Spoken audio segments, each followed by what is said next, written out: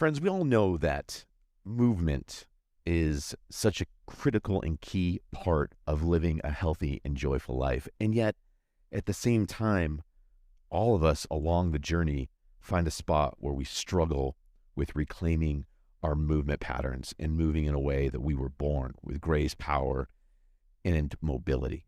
Today, I got Dr. Ash in the house. What's up, Dr. Ashley? What's up, guys? And we're going to explore the topic of the gift of movement. We're talking about how we lose it and how we get it back.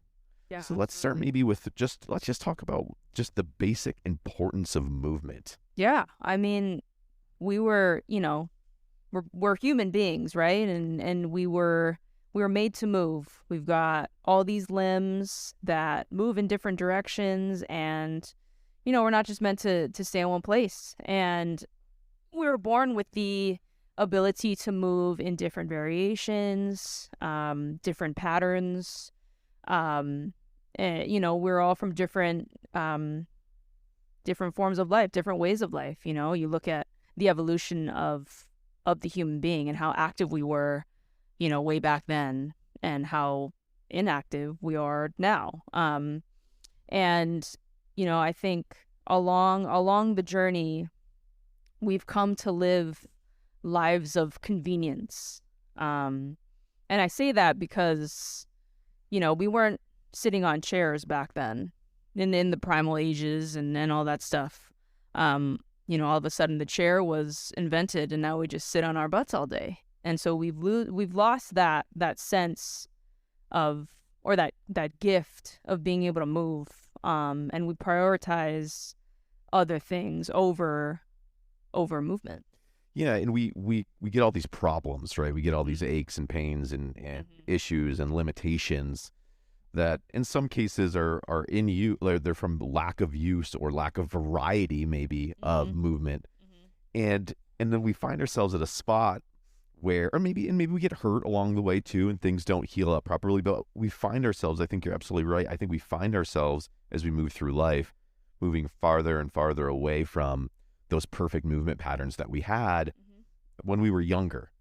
So when we look at kids, we look at infants, we look at young children, we look at how they develop movement patterns and motor skills and how those things sync up so naturally, and then along the way, those things can get disrupted, they can get lost, they can get rewritten with imperfect or poor movement patterns, and we find ourselves at a spot, to your point, a lot of times based on our lifestyle and our work or whatever, where we have bad habits, bad movement habits.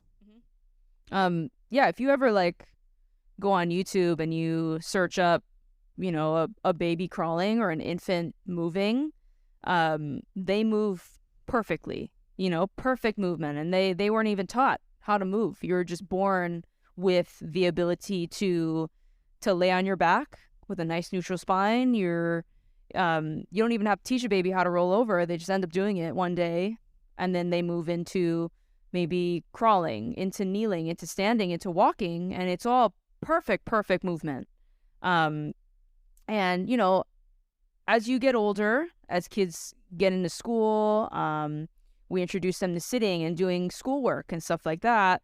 Yes, their sense of movement is still there, but obviously injury can come into play.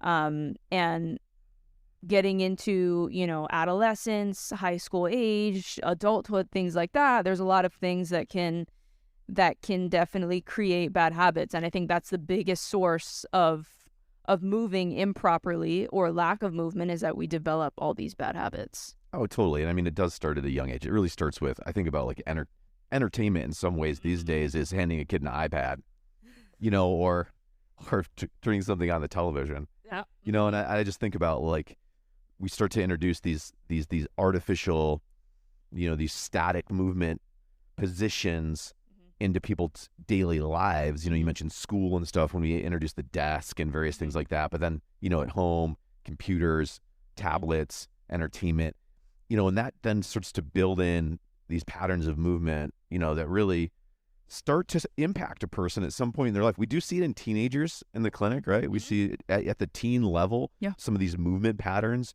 start to create issues, with headaches, with stiff necks, with sore backs, with inflexibility through their mid back and whatnot.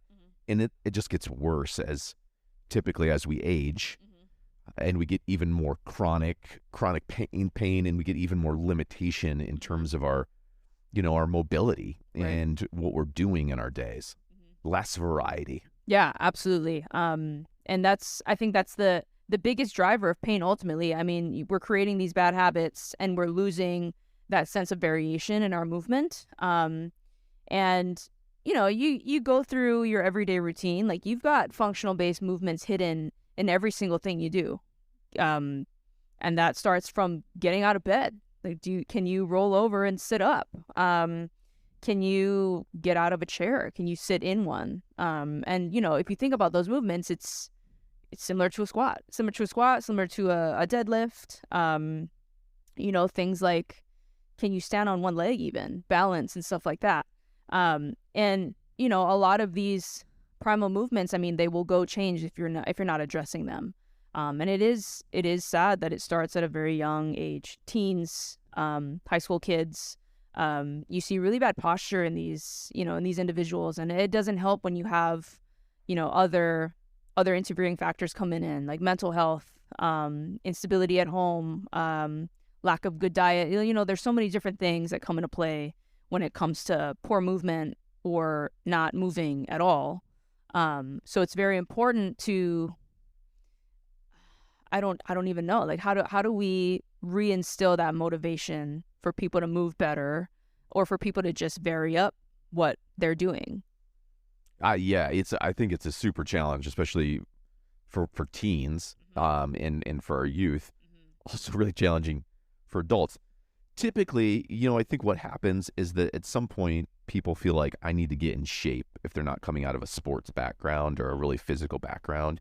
And so they might get a gym membership, or they might start getting into some kind of training, like, or just like a sport, even like running or biking, or maybe they get a Peloton or whatever. And you start to introduce some new movements, and you start to build in, and reclaim some of that power that comes when you start to be able to move your body and express yourself through like your physical body and feel strong and confident and powerful. That's even, we don't have to derail into like take the rabbit hole down here on like strength training and why I think that's just so incredibly important and it's so neglected by so many people. But yeah, I think people start to at some point feel like crap and realize, I need to be moving more. And oh, wait a minute, when I'm moving and doing stuff, it actually feels really good. And so at some point along the way too, people will find themselves here at the clinic, and whether they're dealing with a chronic pain, whether they're dealing with an injury, whether they're dealing with immobility, like something they can't do, something they used to do, that's where we start to get into figuring out, how can we restore and return the gift of movement to people?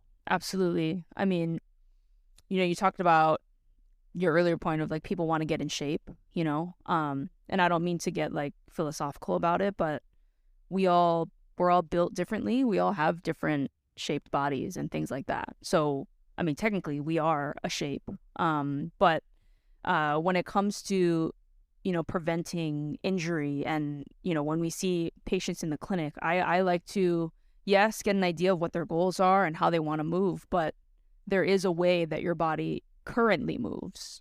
So how can we make that more efficient? And I think that is my biggest point that I like to get across to people. It's that you need to be willing to humble yourself and go back to, okay, what is the regression to me being able to squat 300 pounds?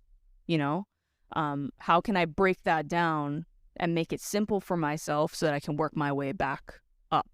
And I think having that mentality and that mindset where we start from repair to restore to rebuild can really just empower yourself to be able to know how to fix it when I'm not around, or when you can't come to the clinic. So getting back to efficiency of your movement, how fluid it is and how controlled it can be, or the potential of your controlled movements to be, is kind of the basis of why we value that rehab piece so much and why it's so important. So like, for example, if I have somebody coming in with acute lower back pain, from, it can be something simple. They could have just bent over wrong in the kitchen, like something like that. You know, I would start my examination by checking out your range of motion, checking out or just making sure we're clearing out any big, bad, or ugly things, nerve pain, stuff like that, disc involvement, whatever. But generally, it's very muscular, So I'm checking out, again, your range, and then I'm going to look at how you move. Like, how specifically did you get into the spot you're in? How did you bend? What did you do? And then we start looking at the strength patterns. What's weak? What's strong? Where's the discrepancy here? And then, taking all that information and saying, okay, this is where we need to start. This is what we need to look at first in order for you to be able to bend back down again and pick up whatever you just picked up. Yeah, that's basically, that's a great walkthrough on how we create that personalized treatment plan and really pull together then the therapies that are going to help a person, reclaim that gift of movement and get back into that movement pattern in a way that they can really build upon it. They can just get back to the basics, but then they can build on it and really increase what they were capable of before. And I love what you're talking about there. I mean, that's like, there's manual therapy, right? And then there's the exercise and rehabilitation pieces of it. And then also the education pieces. Yeah. And I know that that's something kind of unique in our approach here and something we're super passionate about is the education and the empowerment, with helping a person understand what's going on with their body and then giving them the tools and resources so that they can do some of that work on themselves when they're not here. Because as you mentioned, there's only so much time in a day. You don't want a person's can't live here in the clinic, always getting work, right? So we do our work, and then we teach, and we help empower, and that's a big piece of it, wouldn't you say? I think you keep using this term like reclaim, and that's a very powerful word, I think, in this, in this topic of conversation, because a lot of times people come in here losing something. They've lost something, they've lost their sense of livelihood because they cannot move their body in the ways that they used to. And I see that in young folks. I see that in middle-aged folks. I even see that in the geriatric population where they're like years ahead, 80 years old, 75 years old. And they're like, I just, I can't move the way I used to, and I still want to, and I still feel young, and I still feel like I can lift all these weights.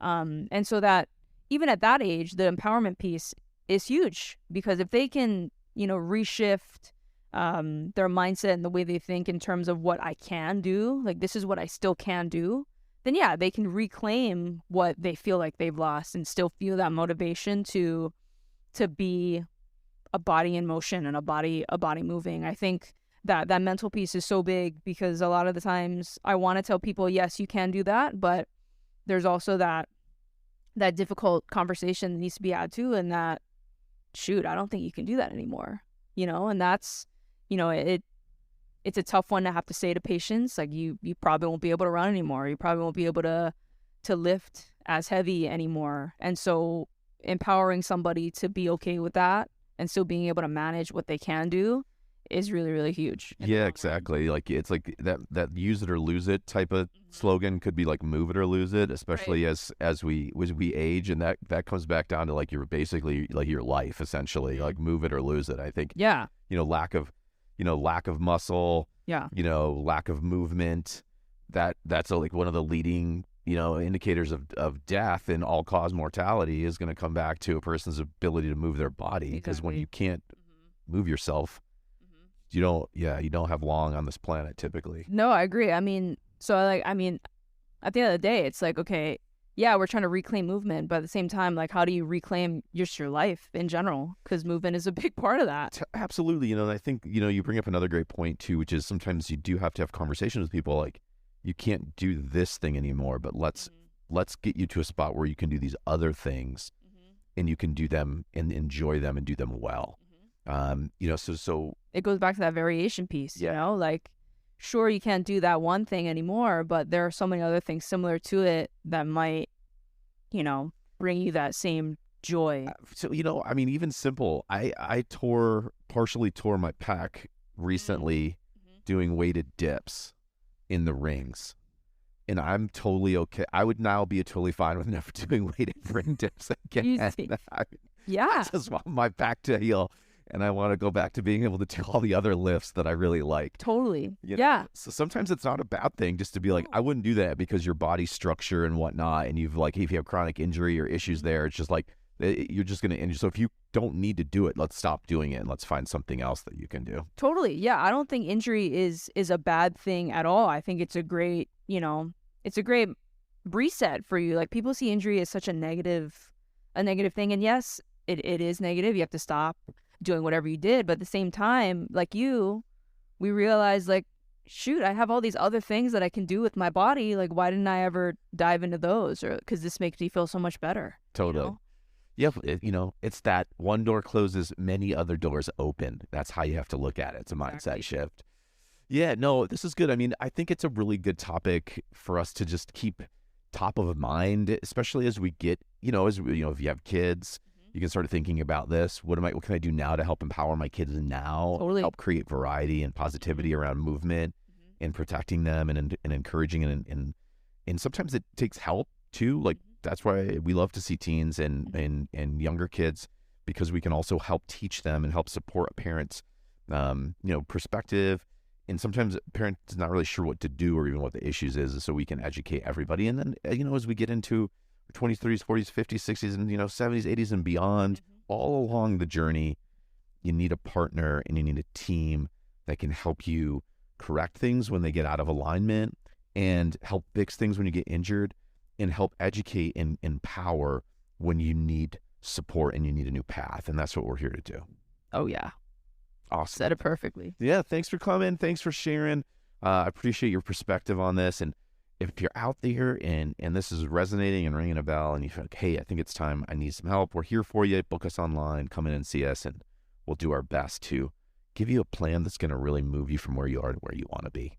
Nice. All right, chat later. Thanks, guys. Bye.